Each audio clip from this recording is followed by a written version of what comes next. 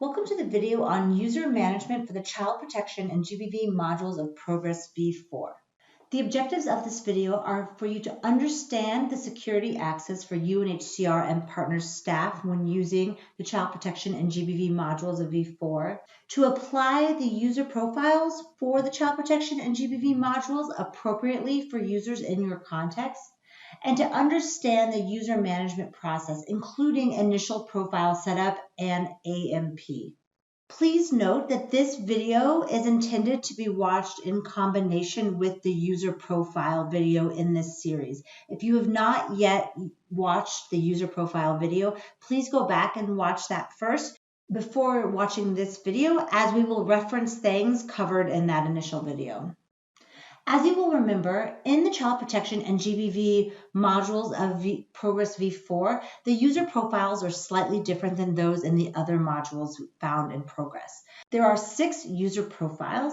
There is the protection case reader, which allows for minimal access just to be able to see whether a case exists. There's a child protection and GBV case reader, which would allow for someone to have parts of a case shared with them and be able to read those parts to complete their work. There's a caseworker profile, which would allow for someone to create and work on a case as part of case management. There is a case manager profile, which would allow someone to create cases as well as supervise those individuals providing case management services as a caseworker. There is a monitor role, which allows for the quality assurance of the data, but does not allow access to personal information within the case file. And finally, there's the super user, which is an admin position, which allows for an individual to transfer case files from one staff member who has left without transferring their case files to a new staff member. Security access in proGres v4 has been designed on a few basic concepts. The first is that individuals are granted user profiles, which will determine what level of access they will have to specific modules and entities, as well as which modules and entities they are able to access. In addition to the user profile's definition of what modules and entities and data fields the individual will be able to access, they are also limited to accessing information within a business unit, which would be the context in which they are working. It's possible, depending upon the profile and the role of the individual in the organization and their functions, that they might need more than one profile within their business unit to be able to complete their work. And then based upon the privileges granted, the individual will only be able to access that information that they are granted access to and perform specific activities that they are granted access. Thus, someone with a specific profile might be able to see information but would not be able to change it, whereas someone with a different profile would be able to make modifications as necessary or be able to do specific types of reporting. I just mentioned the concept of business unit. Business unit is how information in proGres v4 is organized. Business units are defined upon the implementation of proGres v4 within an operation or a context. And so in a country or an operation, there might be one business unit for the whole operation, or in those operations where there are large numbers of files and records, it's possible that you would have multiple business units for the different locations or the different types of populations. Again, this is determined during deployment, but if there are multiple business units in an operation, if it was necessary for someone to be able to access files in the various business units, they would need to be granted a profile in each of those business units. If you are working in only one location and you are granted access to that BU, then you would only be able to see the information within your location and defined by your user profile. As mentioned in the last video around user profiles, another concept that is important to understand for the application of user management in GBV and child protection modules is the concept of positions. In terms of positions, it is a hierarchy function in proGres v4 that allows for us to take into consideration supervision of caseworkers for the support that a case supervisor would provide to case workers and allow for them to fulfill the functions of supervision in case management. This means that it's important when we are applying user profiles and user management that we not only define the user profile that someone would be assigned, but you would also need to identify the location in which that individual would be working, so that you could then create the hierarchy that would allow for the supervision as necessary when completing the user management. So for example, in the last video, we discussed what the different positions or user profiles can look like in terms of our structure. So if you have a business unit, within it, you can have the UNHCR staff who have a case manager who would be responsible for the supervision of 2 case workers. And you could have a UNHCR only monitor who would be able to see the case UNHCR case files, but not the identifiable information, only that information which would be used for quality assurance testing. And then individuals perhaps granted access as a case reader, meaning that they don't have access to files automatically, but if there was the need for a case file or a part of a case file to be shared with them so that they could complete their work, such as perhaps a resettlement officer trying to finalize the resettlement of an individual, they could then have the caseworker responsible for the GBV case management share a piece of that case with them so that they could be able to get the necessary information to complete the paperwork for their processes as well. Now, this was what we had shown in the user profiles in terms of how the different responsibilities and positions work together. But now we're going to look at what something like this would look like in terms of our user management. So when we are trying to create the user management for our GBV or child protection staff, one of the first steps is going to be to map the individuals by their role in case management and location. This is kind of the final product where we see people defined not by their positions and their functions, but actually by the user profiles.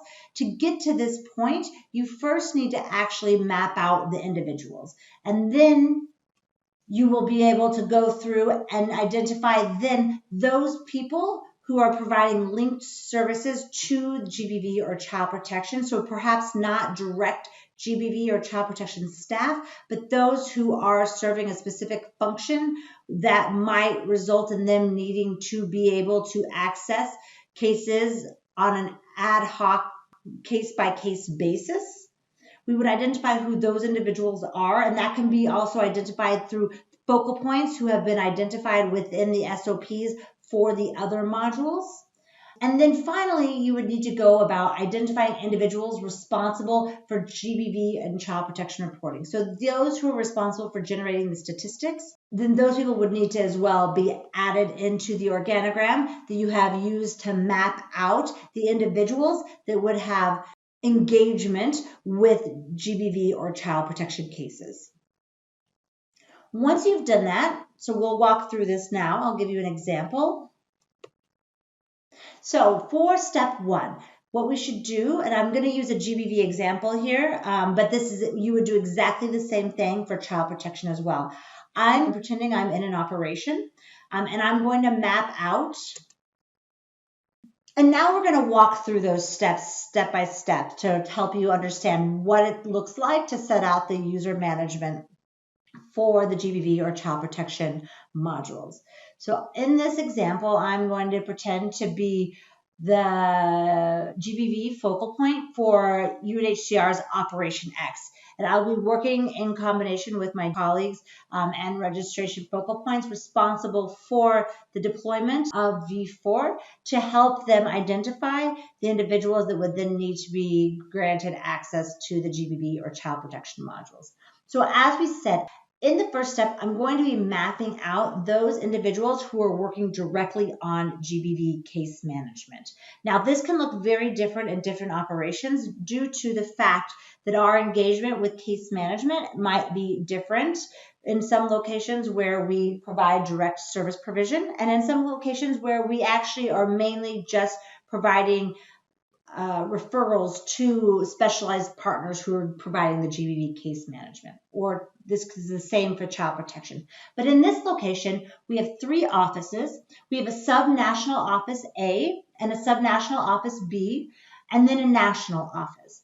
In sub-national office A, I have a GBV officer who supervises an assistant office GBV officer. The assistant officer is really the case supervisor, and they both sometimes work on the most complicated cases, but at the same time also supervise 2 associate officers who are responsible for the day-to-day GBV case management. Now that can be providing direct services or referring them to partners.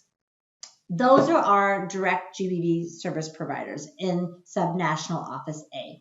In subnational office B, there's a GBV officer who is the supervisor and provides case management supervision to 2 associate officers as well. So there are 3 direct service providers in subnational office B.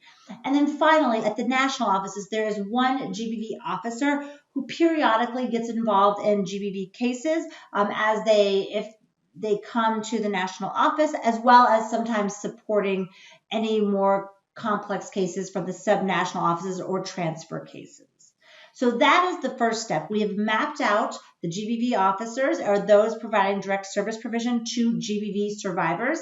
And again, you would do exactly the same thing, but with regards to child protection, if you were then mapping out the child protection users. Now that we've mapped them out and based upon, and we see what they are doing in terms of their roles, we would then look to see, okay, based upon their function, now what user profile would be assigned to them. And so as we said, the GBV officer in subnational office A is really not involved in the day-to-day case management supervision. So he would either be a case manager to allow for them to provide for the supervision for the assistant officer, or it's possible that they might be a monitor, so providing more of the reporting needs for this position. Now, it's much more clear what the assistant officer and the associate officer's roles would be based upon their function, which would be the assistant officer might get involved in cases and their own cases, so they would need to be able to create cases, but they also need to be able to do any necessary supervision of the 2 associate officers. So the assistant officer would be a case manager, and they would then be supervising the associate officers who would be individual caseworkers, able to create and see all of their cases and be able to share and do whatever would be necessary for their caseworker. In subnational office B, it's a similar setup as to the subnational office A, where we would have the GBV officer would be the case manager, allowing them to both create their own cases as well as to provide feedback and supervision to the associate officers who would be doing most of the casework and would then have their own caseworker profiles. In the national office, the GBV officer, again, depending upon what the relationship is to the subnational office level, as well as the engagement of individuals in the national office with direct service provision, they might be a case manager, which would allow them to then create their own cases, or a caseworker, which would allow them to either create their own cases and have cases shared with them if that needed to happen on an ad hoc basis. This is step 1. So now we've finished step 1. And so then the next step would be for us to go back and to look at those individuals who are not direct GBV or child protection focal points, but who are providing services or doing work that would be related to and periodically need access to the GBV or the child protection module. And so in these locations, this would be in subnational office A, there's a protection officer and a senior protection officer, as well as in subnational office B, a resettlement officer and an assistant protection officer. And then in the national office, there's a senior protection officer as well. For us to be able to understand what type of access these positions would need, we need to think through a little bit, what is their engagement and what is their role, and then what would be the best user profile to be assigned to them. Again, the user profile that is assigned to someone has nothing to do with the title of the individual. This is very different from than the other modules of V4. It actually has much more to do with the function of the person and the role of that person in terms of GBV or child protection. So in Sub-National Office A, the protection officer that we have here is actually someone who's working at the protection desk. And so this would be someone who oftentimes is a first point of contact or a follow-up point of contact for individuals who are coming to follow up on their specific needs. So this individual would probably be really well suited to have the protection case reader profile. This would allow them to be able to see if an individual has a GBV or a child protection case. And that is really it. They will be able to see that a case exists, and they will be able to see who is the owner of that case. So who is the caseworker who is responsible for that case. And this will then allow them to connect that individual to their caseworker or to contact that caseworker to see if there's any communication that needs to go back and forth. So that is what we would propose that you give to the protection officer in this Sub-National Office A. Now for the senior protection officer, this really would depend on what, again, the frequency with which they're engaging with cases or what their specific needs are around their role. But in this location, we would anticipate, because there are multiple levels of supervision within the GBV team, the SPO would really only be engaged in highly complex cases. So it would be shared with them on an ad hoc basis.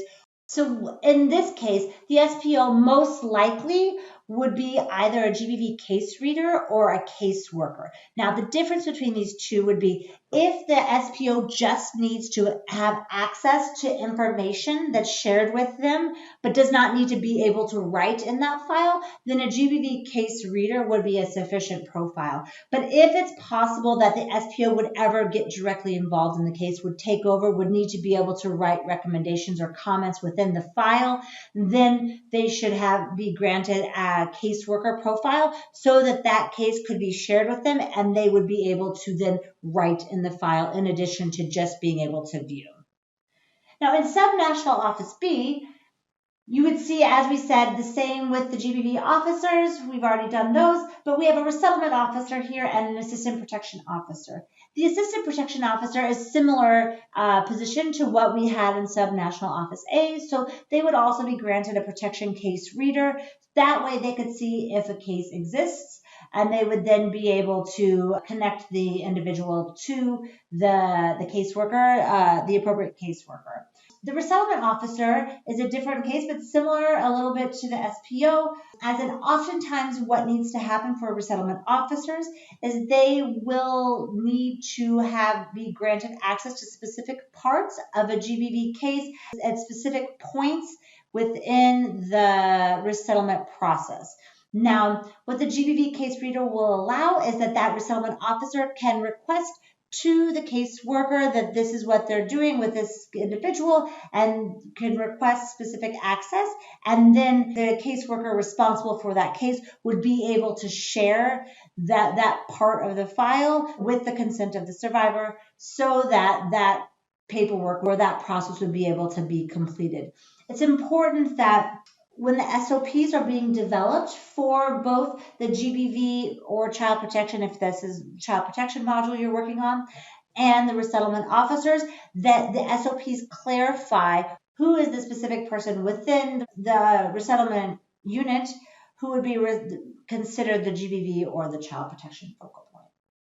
Now, to go to the national office, the senior protection officer, again, we need to specifically think about what is the role of this senior protection officer within the national office and really how do they historically engage with GBV cases. Now, so are they going to, maybe it's not frequent, but do they ever have to get involved in a case?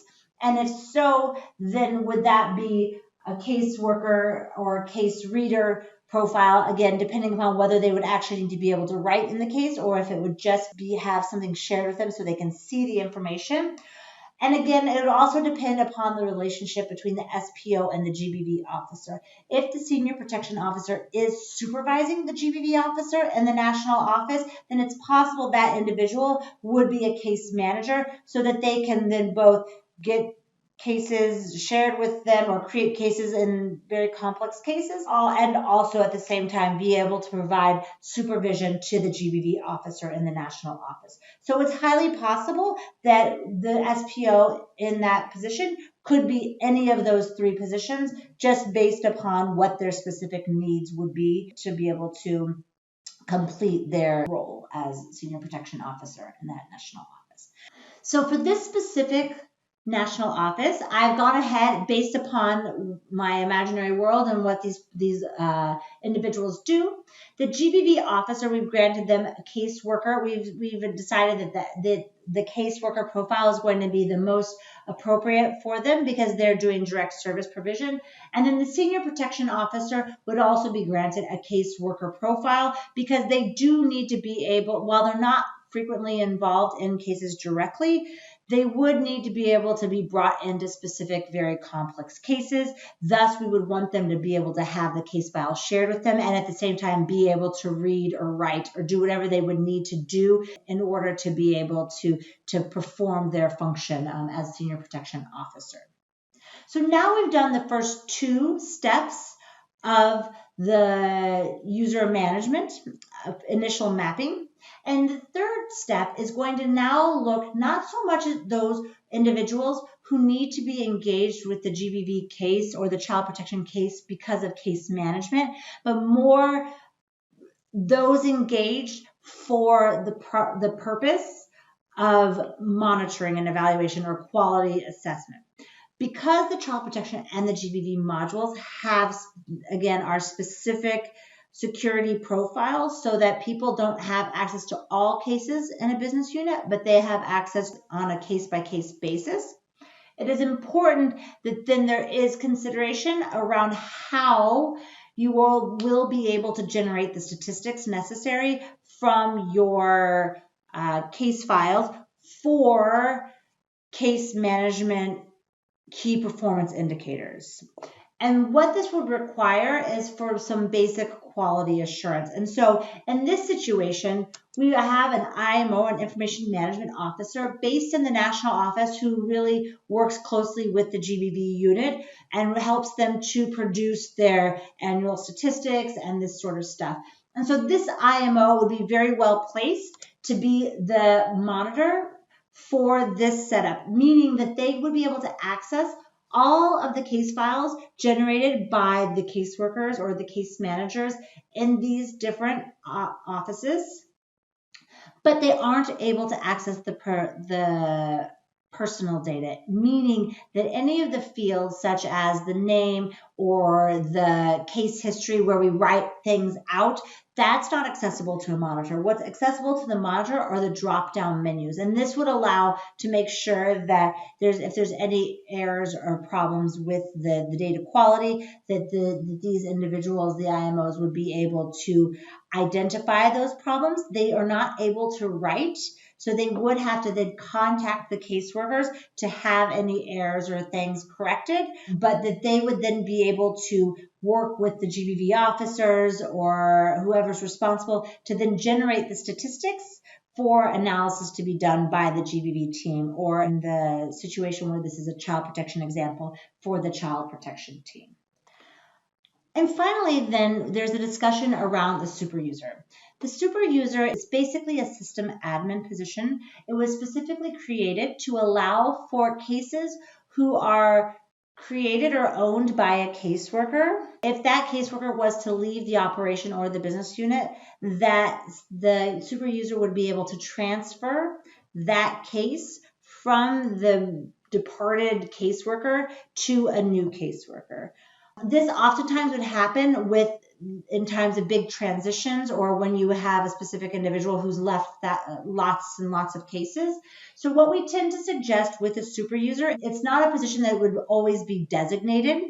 It's not someone who has not a lot of time. This is something that would be designated for a specific purpose at a specific time. Meaning if you had someone who did happen to leave thousands of cases, or there was no one who was able to have a case transferred to another individual while they were here, then once it's identified where those cases would be transferred, you would identify someone, perhaps it's the IMO, perhaps this, and they would be granted access for a few days or for however long it would take to make sure that all of those cases who no longer have an owner would then be transferred to a new owner. And then once that functionality is done or that process is done, then the time period for that super user designation would then be done.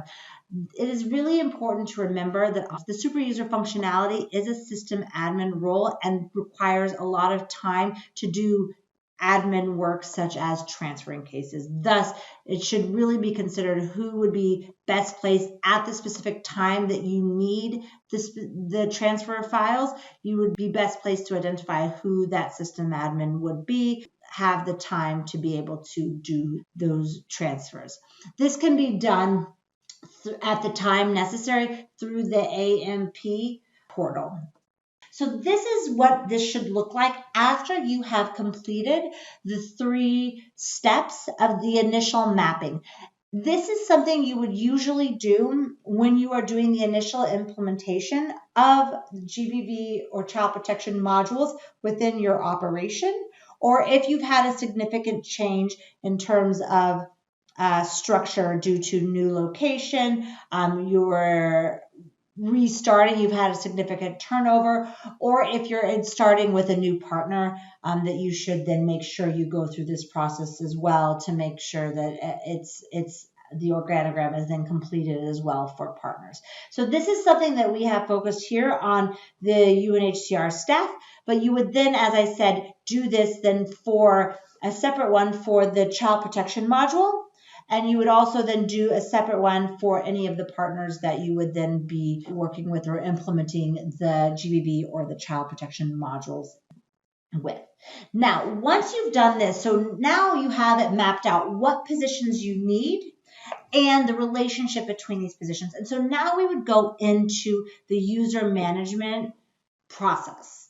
And what this does is, depending upon if it's the first time that you've set this up, or if this is something that has positions have already been created, you will take 2 different processes. We're going to pretend here that this is the initial implementation.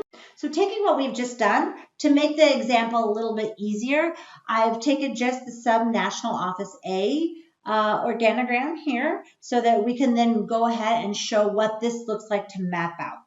So as I said, when we originally are creating the positions, you will work closely with your requesting and approving officer in your operation to take what you've made here on the left and then create the request form for these profiles that would then be shared with private support for the original creation of profiles.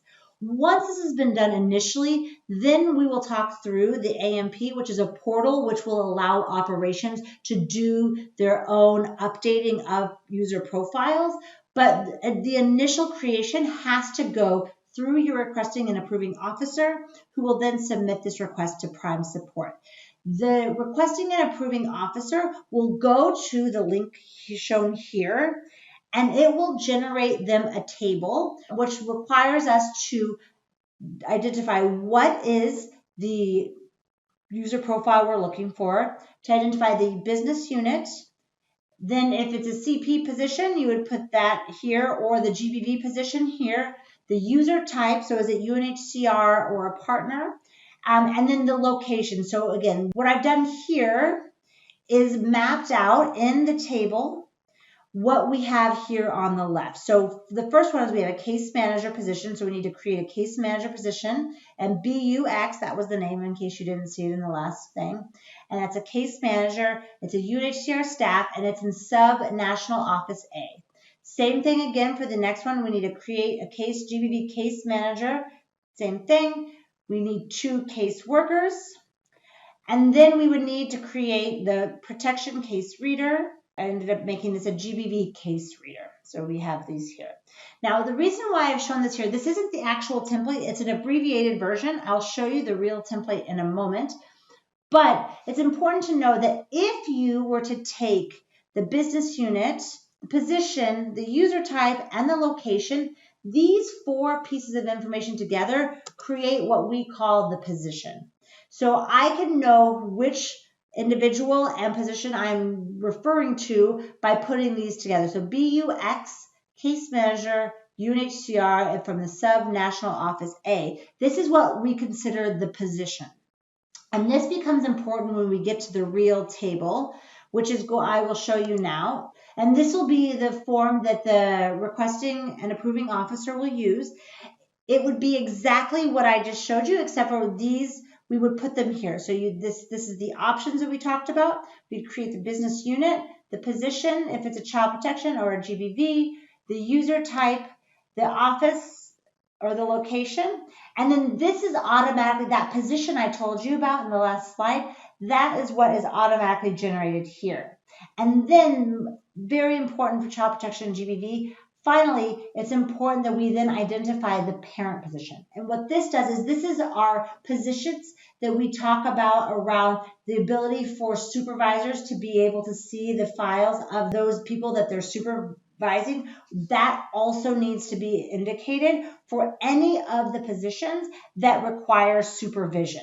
So that wouldn't be for like a monitor or a case reader, but it would be for a case worker or a case manager potentially. So what this could look like, and I've made it look a little different in terms of coloring, but to show you with our last slide that we showed you, what this should look like is I've created the GBV case manager, filled in this information, and as you see, the position name is automatically filled in. So the position is the BUX case manager, GBV case manager, UNHCR for sub-national office A. Now, we've said that this case manager is going to supervise these 2 individuals. So why I've highlighted them in yellow is for you to indicate that not only do we need to input the information as we've put here, but in addition to that, we need to indicate the parent. So who is going to be the supervisor of this case manager? And that is going to be, for this case manager, it will be this case manager. So I need to take this position name, and I would put this here to know that this is the individual who would be supervising this case manager. And now I need to do the same for these 2 caseworkers. So these 2 caseworkers are going to report to this case manager. So I'm going to go and I'm going to take the position, this position of this case manager, and I'm going to place this here and here for these 2 caseworkers so that now we know that these 2 caseworkers are going to report to this case manager here, okay? And now I'm going to go down and I'm going to do this for now sub-national office B. You'll notice I didn't need to create the parent position for the case reader for these other locations because, again, there's no supervision to the case reader positions because they are not responsible for the case management. For sub-national office B, I've got a case manager who supervises 2 case workers. So what I will do is I'm going to again go and I'm going to find my case manager. This looks BUX, GBV case manager, UNHCR, sub-national office B will be, I'm going to copy that, and that will be the supervisor or the parent position for these 2 caseworkers. And now I look back, all I have left is a case reader. I have 2 case workers, but again, if you remember, this is the senior protection officer who isn't going to be involved in most cases and probably doesn't have a supervisor who would be needing to follow up on their case management, as well as the case officer or the GBV officer. So these 2 don't have any parent associated with them. And then there's the monitor. So this is what our request positions would look like for that initial organogram that we just mapped out together. So once this is done initially, now you have these GBV case manager, GBV caseworker positions created. This then can be updated if you have new staffing or if you have a change in staff. The specific profiles can be assigned, access can be revoked. All of these things can be changed by the requesting and approving officers in country through a portal called AMP, or also known as the Access Management Portal. So what this allows is that once we've created these positions at the HQ level, then the requesting officer can go to an AMP portal and can then make the changes necessary in terms of who are these specific case managers, case workers, as we have turnover and changes in structure. And then the approving officer can then review and approve these changes as they are appropriate. So that is how we would tend to update the user profiles and user management after we have created the initial user. We've submitted this initial request for positions, user management request for positions to Prime Support at the initial deployment or implementation of these modules. Now, as I said, once we've done this for GBV and child protection, we would then need to also look at this and create these positions for partners. It's important for us to remember that partners do not have access to individuals unless a record is shared with them. And so when we are thinking through how we grant partners access, there are two different types that we can grant. There is full partner access, which does allow them to have the same access as a UNHCR staff. So they would be able to find the individual and then create a case for GBV or child protection from our registration module. Or there is partner access partial, which then requires that an individual would have, a partner staff would have to request from UNHCR access to a specific file so that they can then go in and create a GBV case from that individual. So that requires that there is an individual on the UNHCR side who is responsible for granting access to requests from partner staff for each of the case files that they would need to access. Once they've been granted this access, then they can go ahead and they can create the CP and GBV cases. They can update any basic information that's necessary based upon their rights, and they can then go ahead and make referrals. It's important that access has to be set up for each partner organization within Prime Support. So that whole process we just did, that template, that would need to then be filled out for each of the partners. And you would indicate that in terms of the office team partner. Here we have sub-national office A. Here we would also, if it was a partner position, we would then indicate, this wouldn't be UNHCR, this would be partner, and then we would indicate the specific partner and location. So that we would have, and that would be a part of their position name, and we could then identify that. So it's just very important when you're thinking through the implementation of the child protection or GBV module with a partner that the access is slightly different, and we need to grant that access based upon their needs in terms of how they're engaging with our module, as well as our resources to be able to, who will be responsible for the granting of access, what that process will look like, and then that needs to be really clearly communicated and negotiated with partners as we implement the user management and user profiles. So in summary, the key messages of this video are that cases should be owned by caseworkers and shared with others only on a need-to-know principle, not based upon the title of an individual, but really upon their function in terms of what their specific engagement with a GBV or a child protection case would be.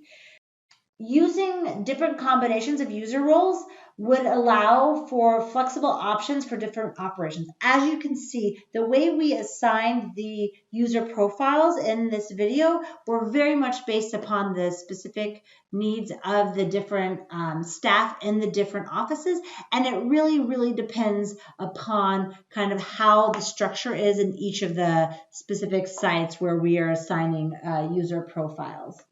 It's important to think through this to make sure that we give people the access that they need to do their jobs, but no more information than that. And then finally, it's very, very important if we are doing an implementation of V4 with a partner, that it is as a part of our partner engagement before we even start having them use the system, that we need to be really clear and open to negotiation, not only in terms of the types of profiles and the access that we are granting partners, but also what types of user profiles and access we are granting ourselves, so that there is a lot of room for negotiation in the PPA, so that we don't have more access to partners' case files than we need. So there has to be an open negotiation around the usage of profiles such as super user, the usage of profiles as a monitor versus a partner-only monitor and a UNHCR-only monitor. All of these need to be discussions that we have and agreements that we come to with partners before we assign and finalize our user management.